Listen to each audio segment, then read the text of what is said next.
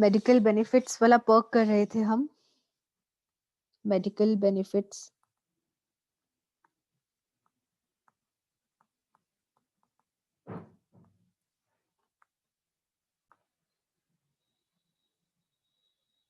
देखिए, medical benefits में हमने लास्ट सेशन में क्या किया था,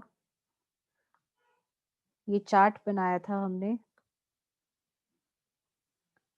मेडिकल बेनिफिट्स, मेडिकल फैसिलिटीज अगर इंडिया में प्रोवाइड करी गई हैं या फिर इंडिया से बाहर, अगर आप मेडिकल ट्रीटमेंट ले रहे हैं, अगर आप इंडिया में मेडिकल फैसिलिटीज आपका एम्प्लॉयर आपको प्रोवाइड कर रहा है तो दो कैटेगरीज में डिवाइडेड है, या तो इलाज या फिर इंश्योरेंस। अगर मेडिकल ट्रीटमेंट आपका एक ऐसे हॉस्पिटल में होता है जो कि आपके एम्प्लॉयर का है, वहां पर आपको कोई टैक्स पे नहीं करना।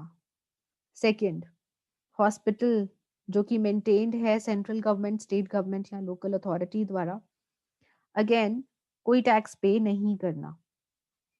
अगर हॉस्पिटल मेंटेन्ड है किसी भी पर्सन के द्वारा लेकिन अप्रूव्ड है बाय द गवर्नमेंट, अप्रूव्ड होना चाहिए गवर्नमेंट के द्वारा, तो value of the perk again nil.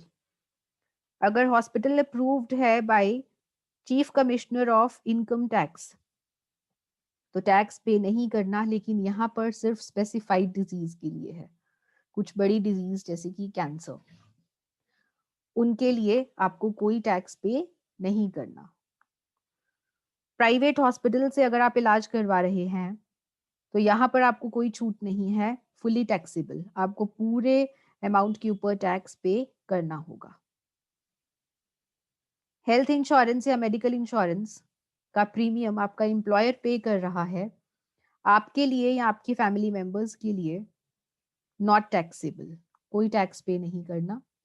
Outside India की अगर हम बात करें, अगर आप मेडिकल ट्रीटमेंट का कोई खर्चा है जो कि आपका एम्प्लॉयर आपके बिहाफ पे कर रहा है, छूट मिलेगी, लेकिन जितना आरबीआई परमिट करेगा। इलाज के अलावा अगर कॉस्ट ऑफ ट्रैवल है, दैट मींस आने जाने का खर्चा, तो एक पेशेंट का और पेशेंट के साथ एक अटेंडेंट जा सकता है, उसका खर्चा अगर एम्प्लॉयर पे कर रहा है तो एग्जेम्प्ट रहेगा, लेकिन तभी एग्जेम्प्ट रहेगा अगर आपकी जो ग्रॉस टोटल इनकम है वो 2 लाख तक है। अगर 2 लाख से ज्यादा की इनकम है तो आपको टैक्स पे करना होगा। तीसरा, बाहर रहने का खर्चा पेशेंट का और एक अटेंडेंट का, अगर एम्प्लॉयर पे कर रहा है आपके बिहाफ पे तो एग्जेम्प्ट है, लेकिन उस लिमिट तक जहां तक RBI reserve bank of India आपको परमिट करेगा। फैमिली मेंबर्स में कौन कौन आता है? फैमिली मेंबर्स में आता है आपका पति या पत्नी, स्पाउस, चिल्ड्रन, पेरेंट्स अगर आपके ऊपर निर्भर हैं, डिपेंडेंट, ब्रदर्स एंड सिस्टर्स अगर आपके ऊपर डिपेंडेंट हैं। और अगर हम मेडिकल फैसिलिटीज के साथ कंपेयर करें अलाउंस को, जो अलाउंसेस हम कर चुके हैं पहले, यही अगर आपको बेनिफिट ना मिलता बल्कि आपको फिक्स्ड मेडिकल अलाउंस मिलता तो वहां पर आपको किसी तरह की कोई छूट ना मिलती, आपको पूरे अमाउंट के ऊपर टैक्स पे करना होता। ठीक है जी, this is the comparison of medical benefits with medical allowance. अगर मेडिकल अलाउंस मिलता आपको बेनिफिट की जगह तो आपको पूरा टैक्स पे करना होता। सो ये हमारा चार्ट है। आइए अब इसका एक न्यूमेरिकल क्वेश्चन डिस्कस करते हैं।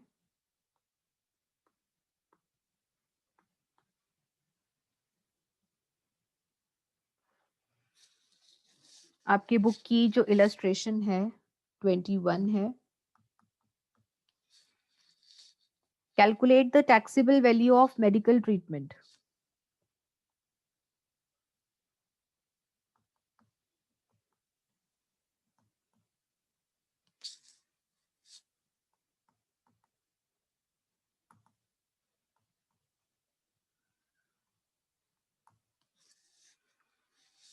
और जो एम्प्लॉई है उसकी ग्रॉस टोटल इनकम दे रखी है आपको, employees gross total income is ₹3 lakh.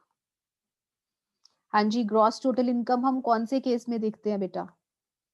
In the chat box please tell me, gross total income कौन से केस में देखी जाती है?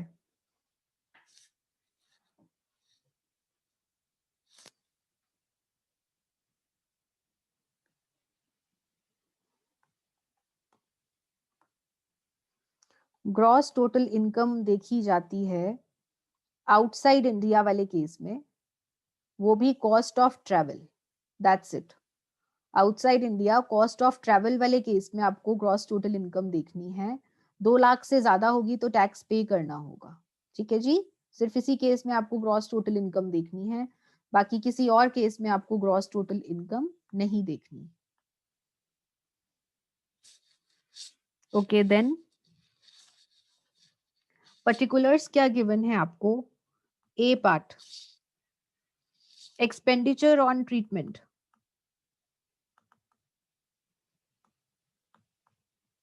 ट्रीटमेंट के ऊपर, इलाज के ऊपर जो खर्चा हो रहा है, किसका इलाज? Employees wife. हाँ जी, फैमिली मेंबर्स में क्या एम्प्लॉय की वाइफ आएगी? एम्प्लॉय की वाइफ फैमिली मेंबर्स में आती है?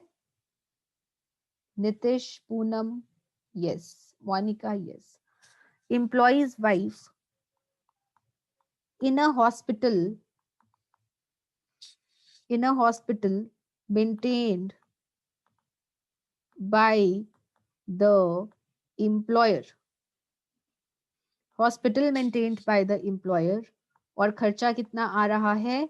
28,000। आइए साथ साथ इसका सॉल्यूशन भी यहाँ पर देखते हैं। Solution, taxable amount and particulars.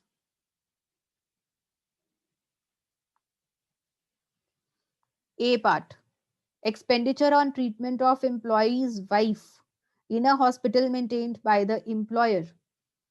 हाँ जी, 28,000 के ऊपर टैक्स लगा दूं?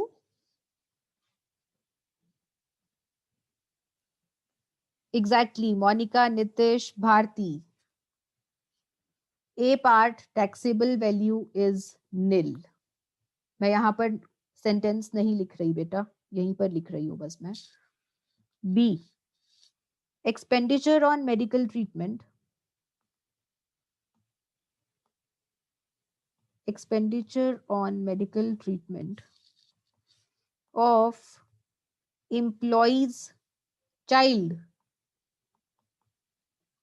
एम्प्लॉय का चाइल्ड क्या फैमिली मेंबर्स में आता है? हाँ जी, आता है। In a private hospital, private hospital में एम्प्लॉय के बच्चे का चल रहा है इलाज, खर्चा आया 19,000। Deepika, Nitish fully taxable, Monika taxable. Private hospital से इलाज करवा रहे हैं तो जितना भी खर्चा आएगा उसके ऊपर टैक्स पे करना होगा। Taxable amount is 19,000। C, expenditure on cancer treatment, expenditure on cancer treatment of employees son. Employee के बेटे का चल रहा है कैंसर का इलाज in an approved hospital. Approved hospital, hospital approved है और खर्चा है 65,000। क्या कैंसर का जो इलाज है, क्या कैंसर स्पेसिफाइड डिजीज है? Cancer is a specified disease, yes. Hospital approved है, अगर हॉस्पिटल अप्रूव्ड है तो टैक्सेबल वैल्यू क्या आएगी? Nil tax, no tax. बिल्कुल सही Poonam, Simran, all of you are correct. क्योंकि स्पेसिफाइड डिजीज है और हॉस्पिटल अप्रूव्ड है तो यहां पर आपको टैक्स नहीं पे करना। D part, medical insurance premium, medical insurance premium on a policy covering employee and his wife, employee और उसके वाइफ के नाम पर मेडिकल इंश्योरेंस पॉलिसी ली है और उसका प्रीमियम एम्प्लॉयर पे कर रहा है। हाँ जी, लगाएं टैक्स कि नहीं लगाएं? Taxable value is nil, medical insurance premium के ऊपर no tax. Very good Simran, Dishu, Priyanka, Monika, Nitish, good. ई,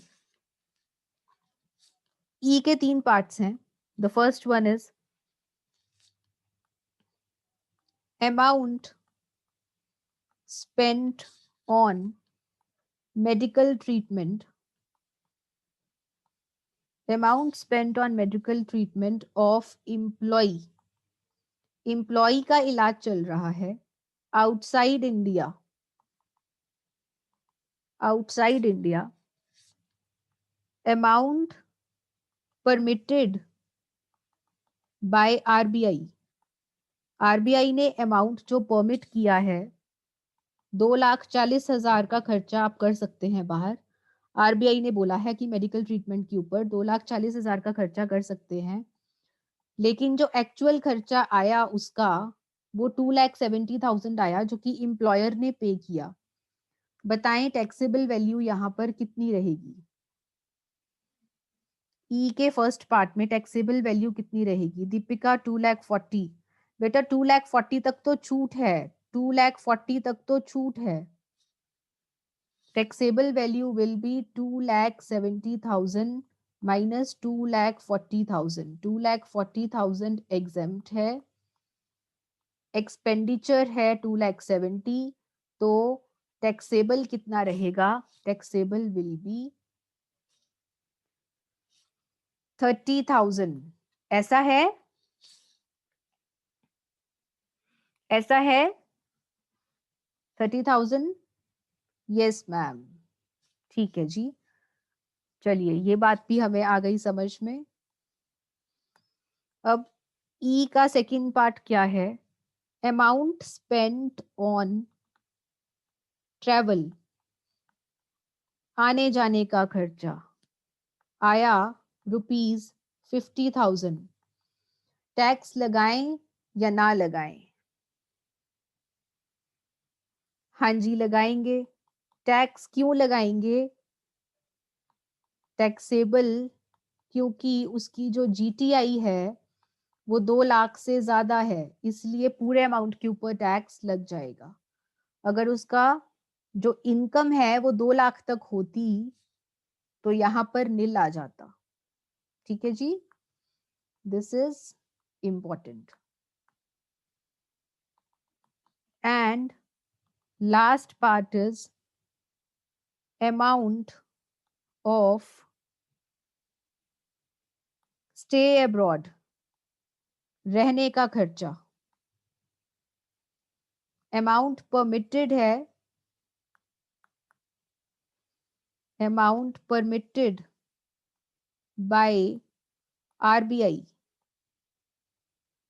ज्यादा है मैम, टैक्स कितने पे लगेगा? बेटा टैक्स पूरे 50,000 पे लग जाएगा। नितिश, जो ग्रॉस टोटल इनकम है वो 2 लाख से ज्यादा है, इसीलिए 50,000 के ऊपर टैक्स लग जाएगा।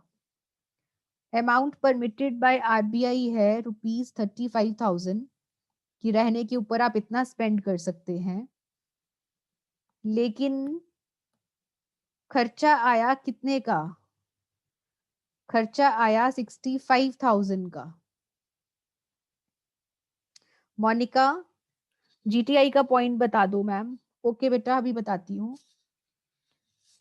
स्टे अब्रॉड अमाउंट परमिटेड है 35,000,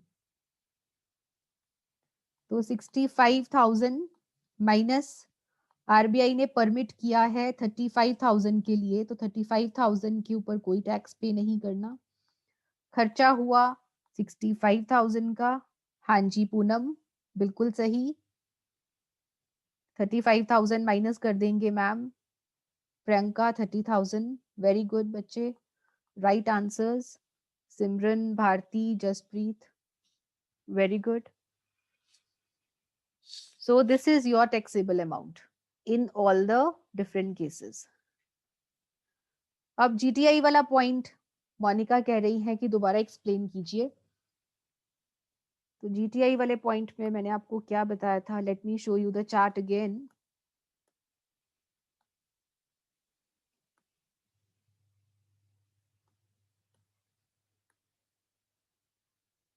ये देखिए बेटा, ये आपका चार्ट था। यहाँ पर कॉस्ट ऑफ द ट्रेवल की बात करें तो कॉस्ट ऑफ ट्रेवल के लिए आपको छूट तभी मिलेगी अगर आपकी ग्रॉस टोटल इनकम 2 लाख तक है। अगर ग्रॉस टोटल इनकम 2 लाख तक है तो आने जाने के खर्चे के ऊपर आपको कोई टैक्स पे नहीं करना।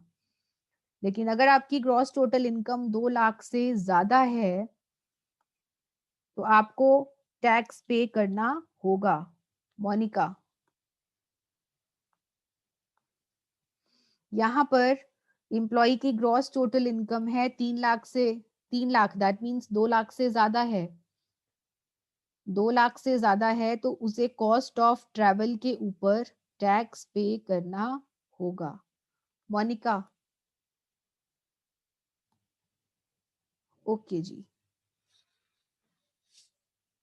सो this is it in medical benefits.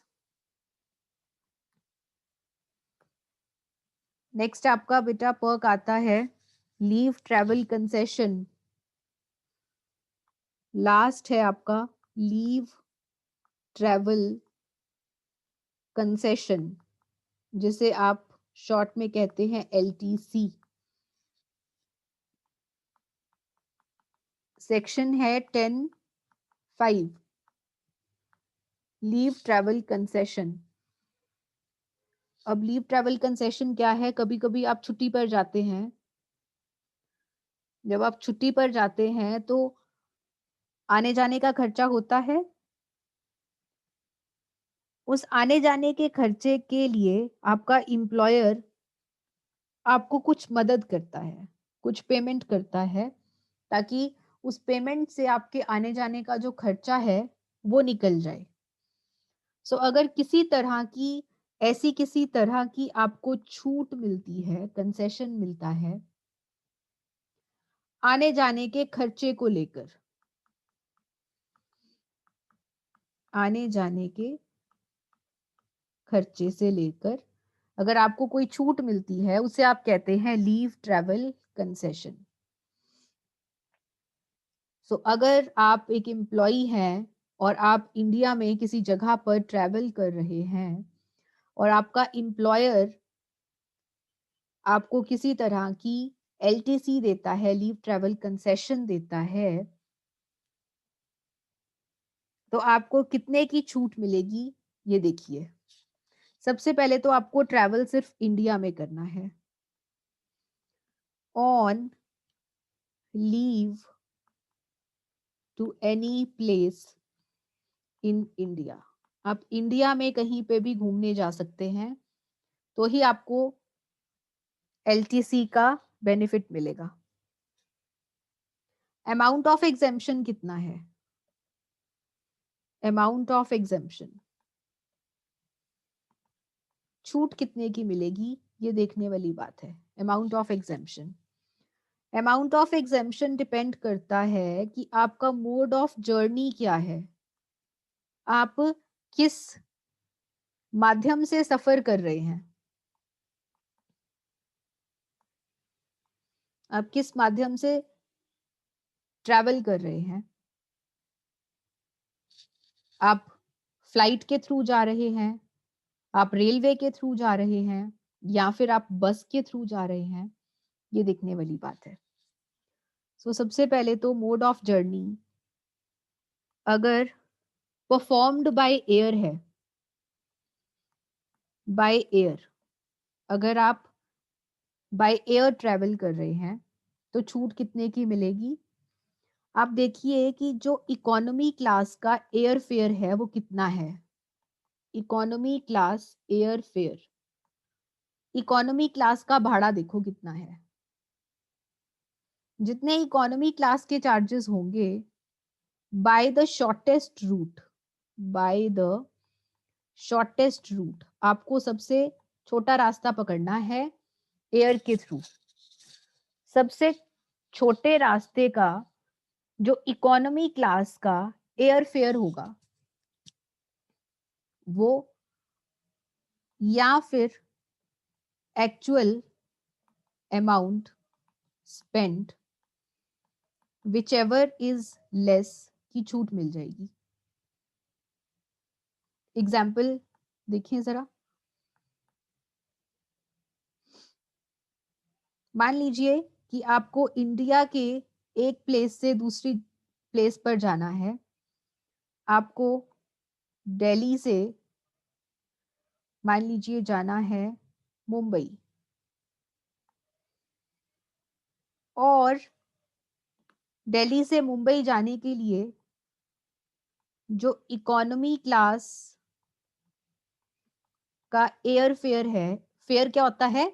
भाड़ा, जो टिकट के चार्जेस हैं, टिकट चार्जेस। एयर फेयर है, मान लीजिए वो है 10,000, और माइनस कर, या फिर आप देखिए कि एक्चुअल खर्चा कितना हुआ और एक्चुअल एक्सपेंडिचर। अगर आप ये देखें कि इकोनॉमी क्लास का एयर फेयर कितना है,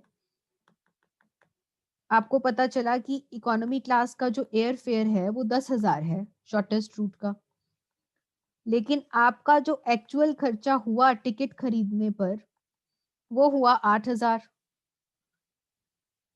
कोई उस टाइम पे ऐसा पीरियड चल रहा था जब दाम कम हो रखे थे, एक्चुअल एक्सपेंडिचर आपका 8,000 हुआ, तो आपको कितने की छूट मिलेगी? 10,000 की या 8,000 की?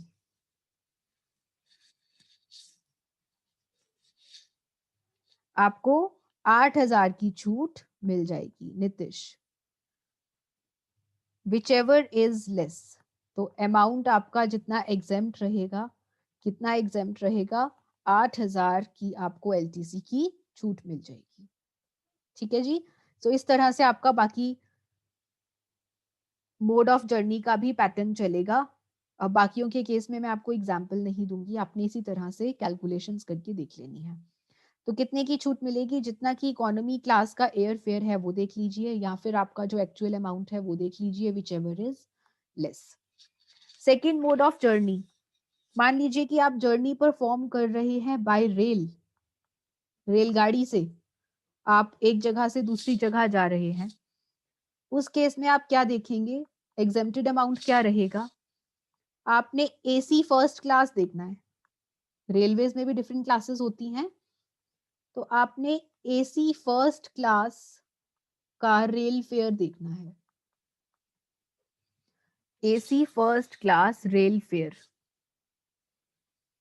Bye shortest route, by shortest route, और एक्चुअल अमाउंट, या फिर जितना आपने एक्चुअल अमाउंट स्पेंड किया, विच एवर इज लेस, इतने की आपको छूट मिल जाएगी। मैम शॉर्टेस्ट का क्या मीन है? नितिश, बेटा शॉर्टेस्ट का मतलब है कि आपको, आप एक जगह से जब दूसरी जगह पे ट्रेवल करते हैं तो आपके बहुत सारे रूट्स बनते हैं। मान लीजिए कि आपको ए से बी जगह पे ट्रेवल करना है, ठीक है। ए से बी जाने के लिए एक रूट है, रूट वन। रूट वन आपका 100 किलोमीटर का है। एक रूट है, मान लीजिए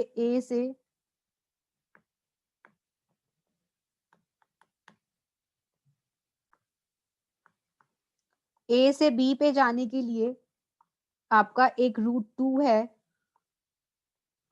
रूट टू आप पहुंचेंगे ए से बी पर ही, लेकिन वो 150 किलोमीटर का है रूट। तो आपने लॉन्गेस्ट रूट नहीं पकड़ना, आपने शॉर्टेस्ट रूट पकड़ना है। शॉर्टेस्ट रूट का एयर फेयर देखना है आपने, लंबे रूट का एयर फेयर नहीं देखना। ये मतलब हुआ बेटा इसका, शॉर्टेस्ट रूट। ठीक है जी। जब आप एक जगह से दूसरी जगह पे ट्रेवल करते हैं, आपको अपने घर से कॉलेज जाना है, तो एक लंबा रूट भी है, एक छोटा रूट है, तो आपने जो शॉर्टेस्ट रूट है उसका भाड़ा देखना है, लंबे रूट का भाड़ा नहीं देखना आपने। सो एसी फर्स्ट क्लास का रेल फेयर देखिए बाय शॉर्टेस्ट रूट, या फिर आपने कितना अमाउंट स्पेंड किया, दोनों में से जो कम होगा उतने की आपको मिल जाएगी छूट। तीसरा, places of origin and destination, places of origin and destination connected by rail, connected by rail, but journey performed by other mode, A, B। इसमें से आप मुझे बताइए प्लेस ऑफ ओरिजिन कौन सा है। ओरिजिन का मतलब होता है जहां से आपकी जर्नी स्टार्ट होती है, जहां से आपका सफर स्टार्ट होता है उसे आप कहते हैं प्लेस ऑफ ओरिजिन। और डेस्टिनेशन, मंजिल, जहां पर आपकी डेस्टिनेशन खत्म होती है, that is known as place of destination, जहां पर आपकी जर्नी खत्म हो जाती है। जो आपका ओरिजिन का प्लेस है और जो आपका डेस्टिनेशन का प्लेस है, जहां से आप सफर स्टार्ट कर रहे हैं, वहां से लेकर जहां पर आपका सफर खत्म हो जाएगा, अगर ये दोनों जगहें आपस में रेल से कनेक्टेड हैं, रेलगाड़ी द्वारा कनेक्टेड हैं, इन दोनों जगहों पर एक जगह से दूसरी जगह आप रेलगाड़ी के थ्रू जा सकते हैं, लेकिन आप रेलगाड़ी के थ्रू नहीं जा रहे। आपको फ्लाइट्स की आदत पड़ी हुई है भाई, आपको फ्लाइट्स की आदत पड़ी हुई है, आपको रेलगाड़ी की आदत नहीं है। तो ये जो प्लेस ऑफ ओरिजिन है, प्लेस ऑफ डेस्टिनेशन है, ये कनेक्टेड है रेलगाड़ी के थ्रू, लेकिन आप यूज कर रहे हैं एयरवेज, आप जा रहे हैं फ्लाइट के थ्रू जा रहे हैं। तो ऐसे में आपको छूट मिलेगी किसकी? आपको रेलगाड़ी के अमाउंट की ही छूट मिलेगी भाई। एयर में जाना है जाओ, वो कह रहा है हम तो आपको रेलगाड़ी की छूट देंगे, आप रेलगाड़ी पर जा सकते थे, आप नहीं गए रेलगाड़ी पर तो हमारी क्या गलती है, हम तो आपको AC first class air fare की ही छूट देंगे, चाहे आप हेलीकॉप्टर पे जाओ, चाहे आप एयरप्लेन पर जाओ, हमें कोई फर्क नहीं पड़ता, हम आपको रेलगाड़ी के अमाउंट की ही छूट देंगे, या फिर actual amount spent, which ever is less. रेलगाड़ी के थ्रू जाते अगर तो आपका खर्चा होता 5,000, एयर के थ्रू गए आपका खर्चा हुआ 8,000, छूट कितने की मिलेगी? एक्चुअल अमाउंट स्पेंट इज 8,000, छूट मिलनी थी आपको रेलगाड़ी के भाड़े की 5,000 की, तो आपको कितने की छूट मिलेगी? 5,000 की। ठीक है जी। हाँ जी सुमित 47, एकदम सही कह रहे हैं आप। Next is places of origin and destination not connected by rail, रेलगाड़ी द्वारा कनेक्टेड नहीं है, but connected by any other system, connected by any other public transport system. रेलगाड़ी द्वारा कनेक्टेड नहीं है, किसी और पब्लिक ट्रांसपोर्ट के थ्रू कनेक्टेड है। मान लीजिए रोडवेज के थ्रू कनेक्टेड है, बस जाती है, ए से बी में रेलगाड़ी नहीं जाती, बस जाती है, तो ऐसे में आप क्या लेंगे? First class fare, first class fare by shortest route. आप बस का फर्स्ट क्लास फेयर देख लीजिए और actual amount spend whichever is less, इतने की मिल जाएगी छूट। We are short of time, इसमें और भी है, डिस्कस करेंगे इन द नेक्स्ट सेशन। जल्दी से चैट बॉक्स में